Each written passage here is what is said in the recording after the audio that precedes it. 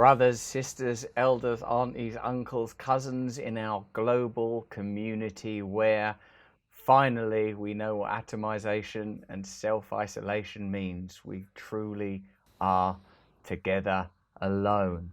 We're going to be doing a lot more stuff online now because that's frankly all we can do. If you're in the UK and you've shown any symptoms, you'll be in self-isolation, and increasingly that's what's recommended globally, and there is a sense that we're all somewhere on this scale. I happen to be in Australia at the moment. One of the biggest questions I'm confronting, and we're all dealing with our own personal things. It could be so as serious as a vulnerable loved one being sick, or the financial implications of this, or the psychological implications of this. And my personal little deal is, oh wow, do we go back to the UK now or when? And you know, where you're from is where you're from. It's a tricky one, isn't it? In this video, I want to talk about the implications of self-isolation. I'm a person that has to belong to support groups and communities to help with my numerous, much discussed and pretty bloody obvious mental health issues, primarily around addiction. I, generally speaking, like to meet with other people with addiction issues or alcoholism issues and get support as I work a 12-step program. That becomes increasingly impossible in self-isolation. Thankfully, there are online hookup groups, not hookup groups, that's a different thing. That's the old life. Meet-up groups, that's much more my speed. Just the lawn here is being mowed by a robot. I mean, what a dystopian vision that is. No one asked that robot to do that. There's a small lawn mowing robot just trundling by as Earth topples off of a precipice. Now, whilst lots of people talk about the financial and more conspiratorial aspects of this peculiar global wave, you know me, I love a little bit of all that, and I'm very curious about the nature of power and how power exploits and manipulates, and the kind of opportunism that we're likely to see take place in a situation like this.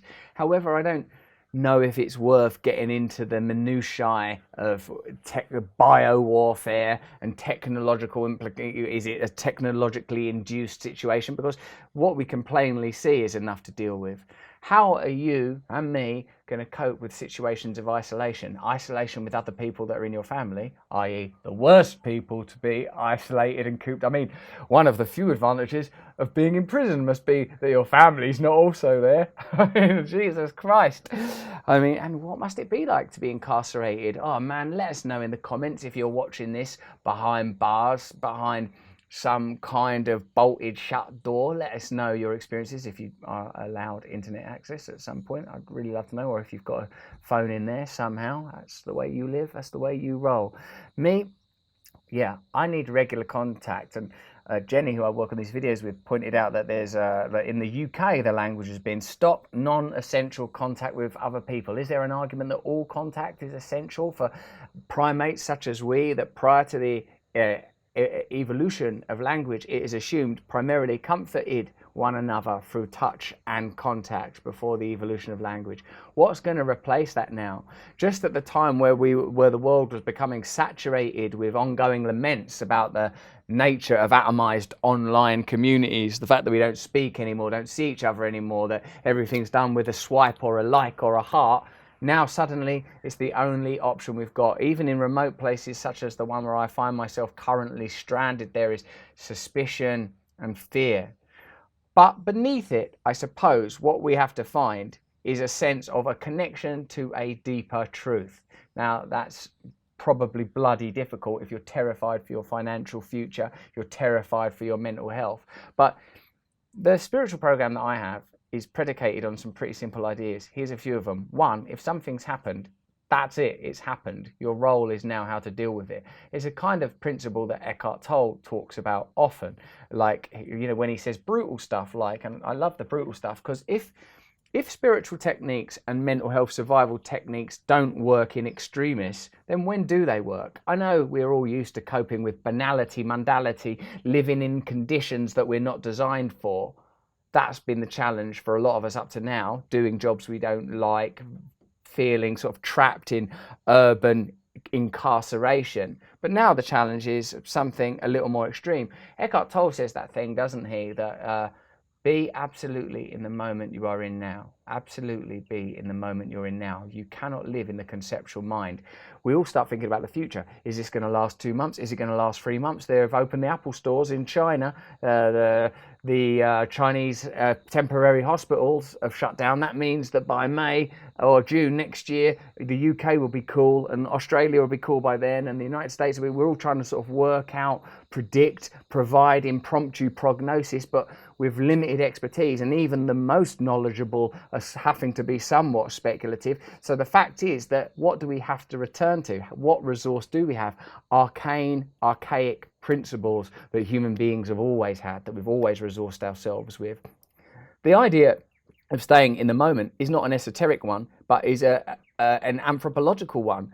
If you consider the hundreds of thousands or millions of years for ape-like creatures comparable to us lived in hunter-gatherer tribes, we didn't see ourselves as separate from our environment. We were harmonious with our environment, surviving. And in the Gabor Mate episode of Under the Skin, he's fantastic on this. The level of skills that we had when we could read the seas by currents and stars and birds and breeze and movement of trees. This is our birthright. This is what human beings were before we became imprisoned with the comfort, luxury and privilege of our technologically advanced consumer times. We were harmonious. I still hold the image of Genghis Khan's Mongol army able to shoot arrows on horseback. The level of expertise and skill and mathematical awareness and physical fitness required just to be an ordinary hordeman out there on the Mongolian plains, and me, some slouching thing. Where is our magnificence? Where is our human magnificence? Where will we discover it again, if not from crisis? In these moments of personal isolation, recognize the moment, stay in the moment, learn some meditation techniques. Here are some. If you don't know mantra meditation yet, have a little look at some of those things. Here are some people that I would recommend looking at online. Mooji, Jason Stevenson, learning transcendental meditation with the David Lynch Foundation, if that's something you can afford, and if you can't afford, they'll usually organize it for you. Do some breath work. If you heard of Alan Dolan, he does some amazing breath work and has a brilliant free app, Wim Hof breath work. Not only that, I mean, you get a bit curious about Wim Hof being able to cure himself from E. coli under lab conditions. Check the Vice documentary in which that's explained. If Wim Hof, using respiratory techniques, can heal himself from one virus, who knows what else might be possible.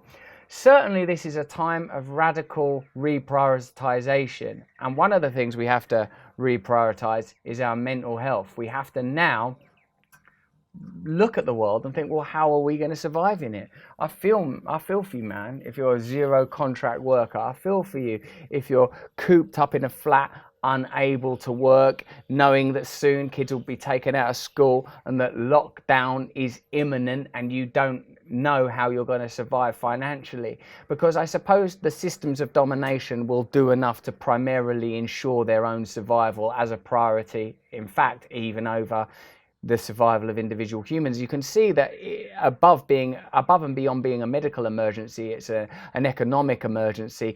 Ideas like flattening out the curve, yes, that positively impacts the survival of individual humans, but more importantly, it means that the economy can continue to operate.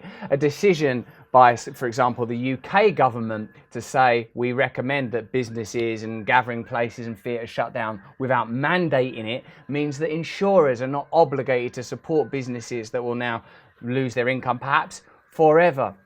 It's a very interesting time, and what a time to find the kind of leaders that we have. I'm talking mostly about Anglophonic countries. I mean, I've always really liked that New Zealand Prime Minister, but there are rest of, no, I mean, I don't want to get into it. There's no need for contempt for other human beings. I recently learned the lesson, when we all have contempt for one another, it's not going to be good. We have to look at the people that we don't necessarily agree with compassionately.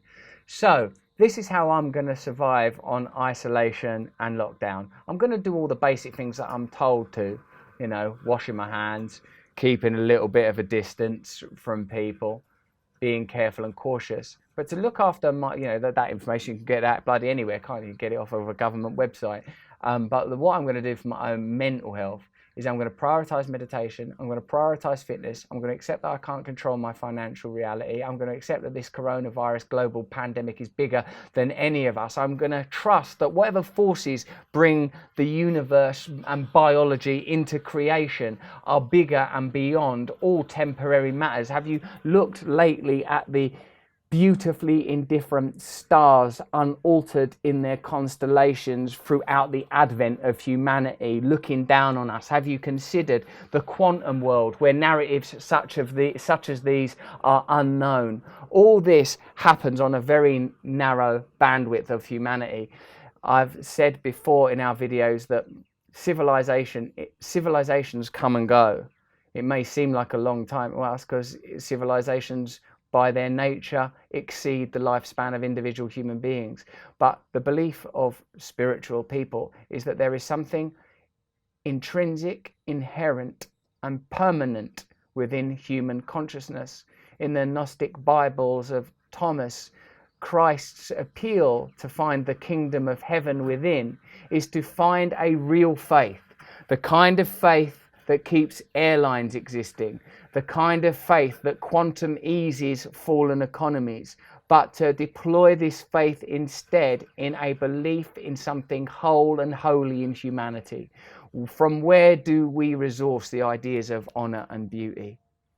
Because of some essential understanding of the sacred, some intuitive belief that there is a deeper reality than the world of separation that we experience and which now more than ever seems intimidating. So during the time that you are alone, I would say find virtual places of connection. Support groups, they will be there. People will be creating more and more of them. I'm going to do them. I'm going to do live stream events where people can communicate. I've seen Chris Martin rattling out a number.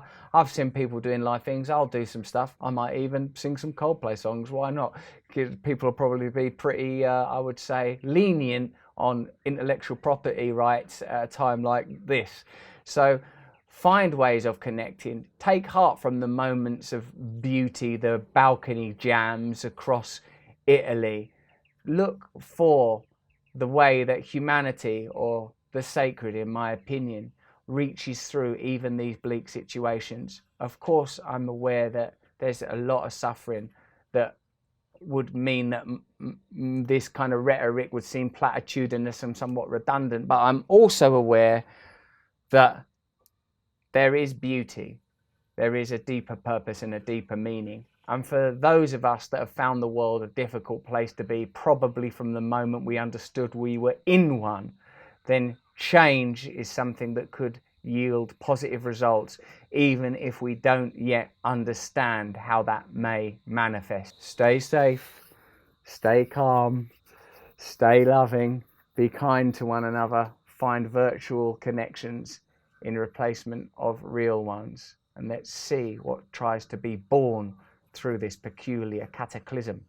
Let me know what you thought of this video. Subscribe if you haven't already. Share it, allow it, forgive me, to become a viral content, and let's stay connected with each other. Sign up for my mailing list and let's do some live things online and see what kind of community we can create from this peculiar opportunity. Thank you.